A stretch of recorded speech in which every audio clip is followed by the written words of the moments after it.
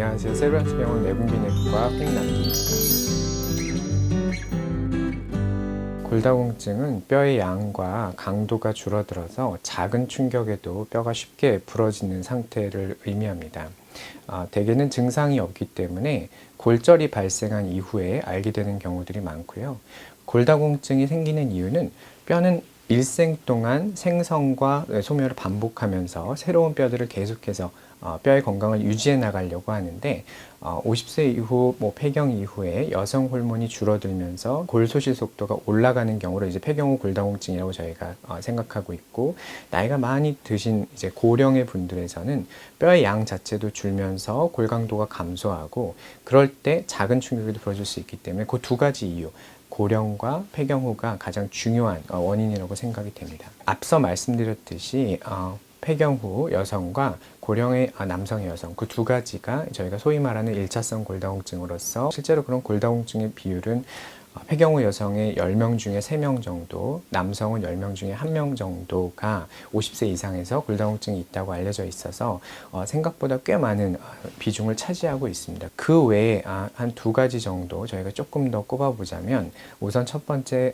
소위 말하는 스테로이드라고 하는 당질 코르티코이드 혹은 글루코코르티코이드라고 하는 약제를 장기간 복용하는 환자분들에게 있어서는 여러 가지 이제 이유 때문에 치료를 하시게 되죠. 자가면역성 질환이 있어서 염증을 줄이기 위해서라거나 장기 이식을 하신 다음에 면역 억제를 위해서 쓰는 경우들이 이제 대부분인데요.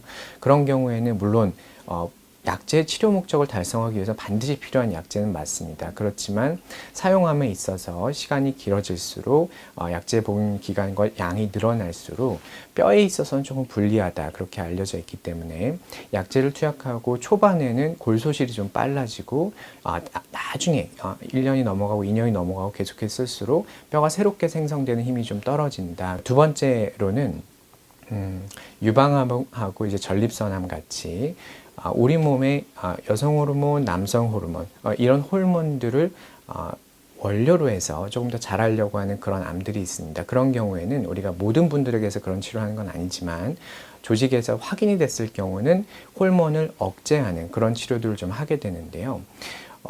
폐경 후 여성이더라도 지방 조직에서 조금씩 여성 호르몬이 이제 생성이 되게 되는데, 그 소량의 여성 호르몬조차도 완전히 없애버리기 때문에, 물론 암의 재발과 진행을 막는 데 매우 필수적이어서 약을 안 쓸 수는 없지만 적어도 그 약을 쓰지 않는 다른 분들에 비해서는 똑같은 나이 때 똑같은 골밀도를 갖고 계시더라도 뼈가 조금 더 빨리 앞으로 나빠질 수 있고 골절 위험도가 올라갈 수 있다는 걸 잘 알고 있기 때문에 그렇게 폐경 후 여성에서 유방암에서 여성 호르몬 억제 치료를 하는 경우, 혹은 남성에서도 전립선암의 경우는 남성 호르몬 억제 치료하는 경우들이 종종 있는데, 그런 경우는 뼈와 근육 둘 다에 영향을 줘서 특히 이제 근육이 좀 빨리 약해지고 뼈도 좀 약해지면서 골절 위험도가 올라간다는 걸 알려져 있어서 그런 분들은 저희가 조금 더 긴장하고 일찍 치료를 하면서, 결국은 관리가 중요한 것 같습니다. 전체 낙상의 60%가 집에서 발생한다고 생각하시면 집의 환경을 잘 바꾸시는 게 굉장히 중요합니다. 높이 있는 접시를 꺼내려고